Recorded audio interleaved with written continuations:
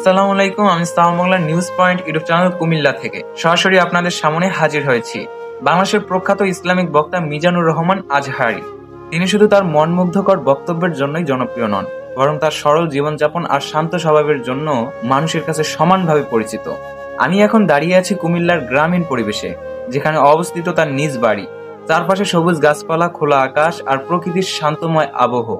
এখানেই তিনি পরিবার নিয়ে সময় কাটান। আজহারী সাহেব বহু বছর বিদেশে ছিলেন পড়াশোনার জন্য। মালয়েশিয়ায় তিনি তার ডক্টরেট সম্পন্ন করেন। দেশে ফিরে মাঝে মাঝে এখানেই অবস্থান করেন পরিবারের সঙ্গে। তার বাড়িটি যদিও সাধারণ, তবে ভিতরে রয়েছে পরিচ্ছন্নতা আর ইসলামিক আবহ। একটি লাইব্রেরি, তাক ভর্তি ইসলামিক বই আর পবিত্র কোরআন শরীফ, সব মিলিয়ে তৈরি হয়েছে এক বিশেষ প্রশান্ত পরিবেশ। শিক্ষা, গবেষণা আর দাওয়াতি কাজে তিনি প্রায় দেশের বাহিরে থাকেন। তবে যখন এখানে থাকেন তখন সময় দেন তার পরিবারকে এবং আন্তরিকভাবে মিশে যান এলাকার সাধারণ মানুষের সঙ্গে।